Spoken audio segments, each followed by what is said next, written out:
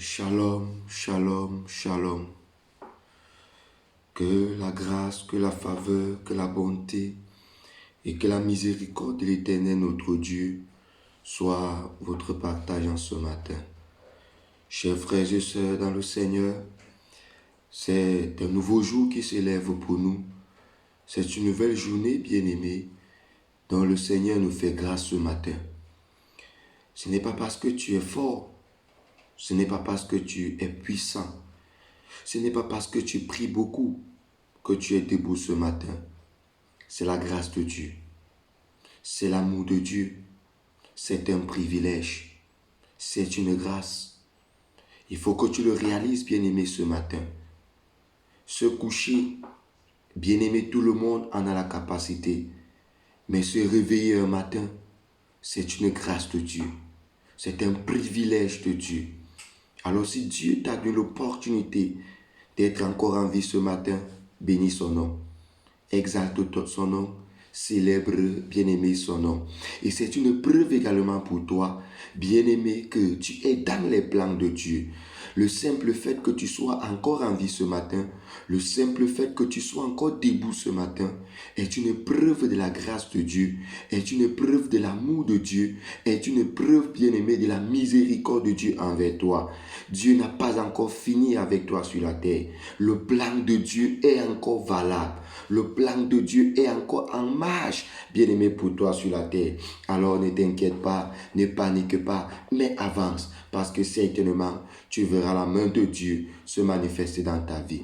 Bien-aimé, ce matin, nous allons travailler sur un point très important.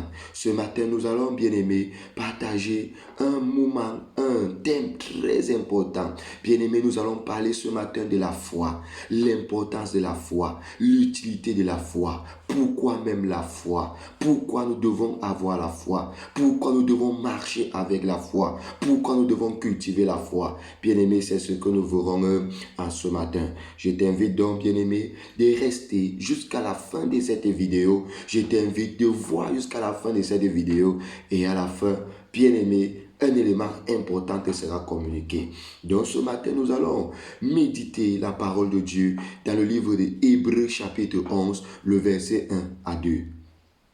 Hébreux chapitre 11, le verset 1 à 2. Il est écrit: la foi est une façon de posséder ce qu'on espère. C'est un moyen d'être sûr des réalités qu'on ne voit pas. C'est parce qu'ils ont eu cette foi que les hommes des temps passés ont été approuvés par Dieu. La Bible ici nous fait part de la foi. Et lisons un peu le verset 6, bien-aimé, de ce même chapitre.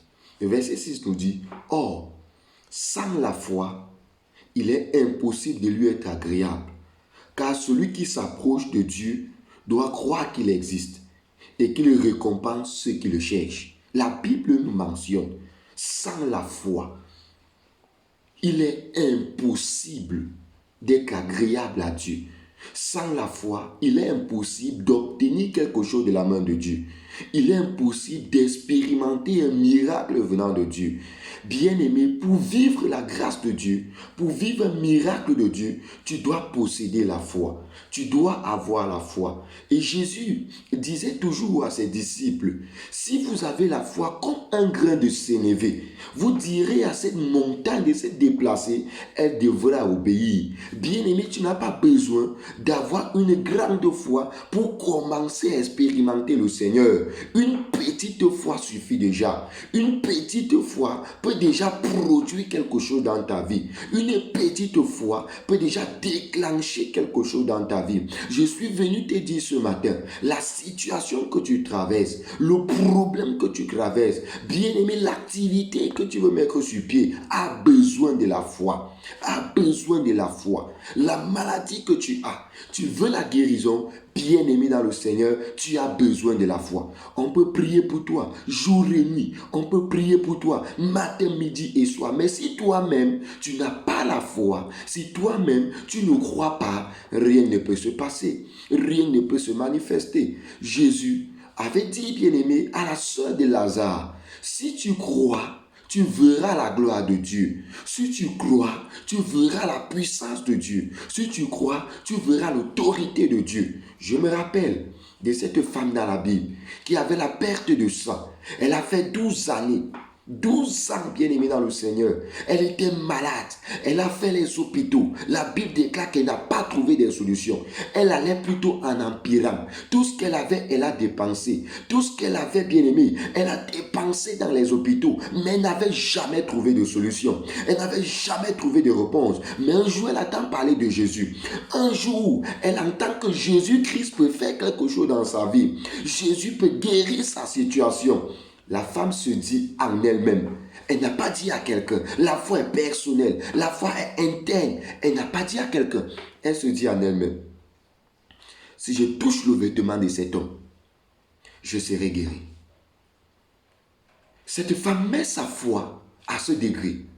Elle met sa foi à ce niveau. Elle met sa foi à cette dimension.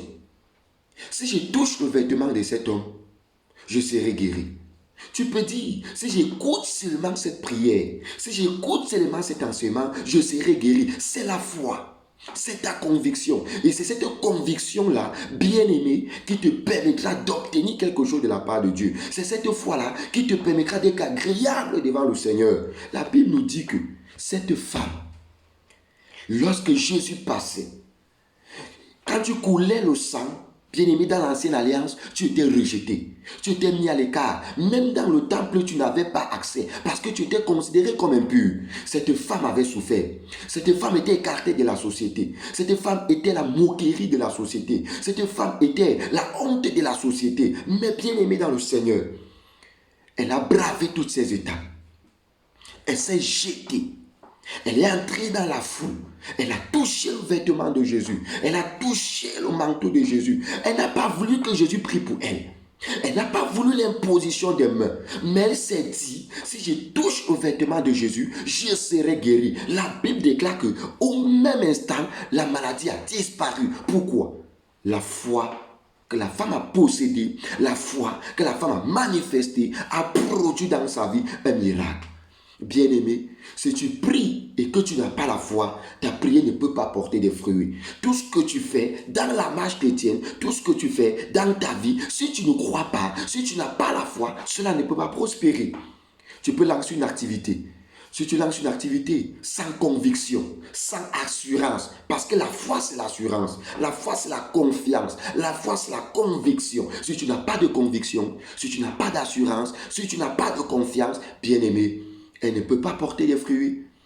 Elle ne peut pas porter des fruits. Tu vas stagner. Tu vas tourner en rond. Tu vas marquer le pas sur place. Alors, frères et sœurs en Christ, en ce matin, je t'interpelle sur la foi. La foi est une ressource que l'Église n'utilise plus. La foi est une ressource que le monde n'utilise pas. La foi est une ressource qui est mise de côté. Or, c'est par la foi que les anciens ont obtenu un témoignage favorable de Dieu. C'était par la foi qu'Abraham a expérimenté le miracle d'Isaac. La Bible déclare que son corps était déjà décomposé, son corps était déjà pourri, son corps bien-aimé n'avait plus de valeur, son corps ne pouvait plus produire quoi que ce soit. Mais Abraham a continué à faire confiance à Dieu. Abraham a continué, bien-aimé, à espérer en l'Éternel. Abraham a continué à mettre son espoir, son espérance en l'Éternel. Il était convaincu d'une seule chose. Ce que Dieu dit, il a la capacité, bien-aimé, de l'accomplir. Ce que Dieu promet, il a le pouvoir également de le réaliser. Ça, c'était la foi d'Abraham. Ça, c'était la conviction d'Abraham. Alors, bien-aimé dans le Seigneur, je t'appelle ce matin à la foi. Je t'appelle ce matin à la foi. Écoutons un peu. Romains chapitre 4. Dans Romains chapitre 4, nous allons lire à partir du verset 17. Il est écrit, comme le dit l'Écriture, j'étais établi pour être le père d'une multitude des peuples. Il s'agit d'Abraham, placé en présence de Dieu. Il mit sa confiance en celui qui donne la vie aux morts et qui appelle en existence ce qui n'existe pas. Alors que tout lui interdisait d'espérer. Écoutons bien. Il a espéré et il a cru. Ainsi, il est devenu le père d'une multitude de peuples, conformément à ce que Dieu lui avait dit. Ta descendance sera nombreuse. Il considéra son corps qui était comme mort. Il avait presque 100 ans. Et celui de Sarah, qui ne pouvait plus donner la vie. Et sa foi ne faiblit pas. Au contraire, loin de mettre en doute la promesse de refuser de croire, il trouva sa force dans la foi, en reconnaissant la grandeur de Dieu et en étant absolument persuadé que Dieu est capable d'accomplir ce qu'il promet. C'est pourquoi Dieu l'a déclaré juste en portant sa foi à son crédit. Bien-aimé dans la foi, la Bible déclare que Abraham, malgré que son corps était fatigué, malgré que Sarah ne pouvait plus avoir d'enfant, il n'a pas douté un instant de la promesse de Dieu. Il a continué de croire. Il a mis sa confiance. Quand rien ne lui donnait, bien-aimé, de mettre sa confiance. Bien-aimé dans le Seigneur, je t'appelle ce matin à la foi. Même quand les circonstances ne te donnent pas raison de croire en Dieu, continue de croire. Même quand, bien-aimé, rien ne te donne raison de croire en Dieu, continue de croire. Un miracle est possible. C'est Dieu qui donne la vie aux morts. C'est lui qui appelle en existence les choses qui ne sont pas comme si ces choses existaient. Bien-aimé dans la foi, c'est la foi qui a permis, bien-aimé, à Pierre, Paul et Silas de sortir de la prison. C'est la foi, bien-aimé, qui a permis à Israël de renverser les murs de Jéricho. C'est la foi qui a permis, bien-aimé, à David de renverser Goliath. Chers frères et sœurs dans le Seigneur, par la foi, tu peux expérimenter la puissance de Dieu. Par la foi, tu peux expérimenter, bien-aimé, la grandeur de l'Éternel, ton Dieu. Dieu agit encore aujourd'hui. Dieu est le même, hier, aujourd'hui et éternellement. Le Dieu n'est pas resté dans la Bible. Dieu n'est pas resté avec les prophètes. Dieu n'est pas resté avec les apôtres. Le même Dieu agit encore aujourd'hui. Mais Jésus-Christ avait posé la question à ses disciples. Quand le Fils de l'homme reviendra, trouvera-t-il encore la foi sur la terre? Trouvera-t-il encore la foi sur la terre? Trouvera-t-il encore? Dans Luc chapitre 18, à partir du verset 1 à 8, Jésus-Christ pose la question à ses disciples. Quand le Fils de l'homme reviendra, quand Dieu vient pour te visiter, quand Dieu vient pour te bénir, quand Dieu vient pour te guérir, est-ce qu'il trouve la foi? Parce que la foi est le catalyseur. La foi est le moyen par lequel tu entres en contact avec le surnaturel. La foi appelle en existence le surnaturel. La foi appelle en existence les choses qui n'existent pas. Bien-aimé dans le Seigneur, sans la foi, il est impossible d'être agréable à Dieu. Alors, ce matin, je prie que l'Éternel augmente ta foi. Que l'Éternel fasse grandir ta foi. Que l'Éternel développe ta foi. Toi qui n'avais pas de foi, que le Seigneur t'accorde une foi stable au nom de Jésus. Toi qui n'avais pas de foi, que le Seigneur t'accorde une foi stable au nom de Jésus. Toi dont la foi a été affectée, toi dont la foi a été troublée, je prie que l'Éternel restaure ta foi, que l'Éternel relève ta foi, que l'Éternel rétablit ta foi. Au nom de Jésus, je prie ce matin que l'Éternel des armées t'accorde un miracle par ta foi. Au nom de Jésus, que l'Éternel t'accorde un miracle, un témoignage par ta foi. Au nom de Jésus, que la situation qui te dérangeait, que l'obstacle, que la barrière qui était au devant de toi soit renversée. Au nom de Jésus, que la puissance de la foi agisse dans ta vie. Au nom de Jésus, je proclame que cette journée te soit favorable dans tout ce que tu feras, dans tout ce que tu entreprendras. Que l'Éternel bénisse l'œuvre de tes mains, qu'il bénisse ta famille, qu'il bénisse ton foyer, qu'il bénisse tes enfants, que le Seigneur bénisse toutes tes entreprises en cette journée, au nom de Jésus-Christ. Amen.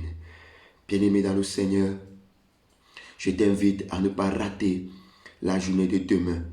Demain matin, quand il sera également 3 heures, bien-aimé, ce sera pour nous un moment de prière profond, un moment de prière intense. Je t'interpelle donc, toi qui as besoin de voir la grâce de Dieu, toi qui as besoin de voir la puissance de Dieu se manifester dans ta vie, toi qui as une maladie incurable, toi qui as des blocages, tu n'arrives pas à avancer, tu n'arrives pas à prospérer, c'est comme si ta vie est maudite, c'est comme si ta famille est maudite, tu stagnes, c'est comme s'il y a un voile, c'est comme s'il y a bien aimé, les excréments sur toi, on te rejette partout.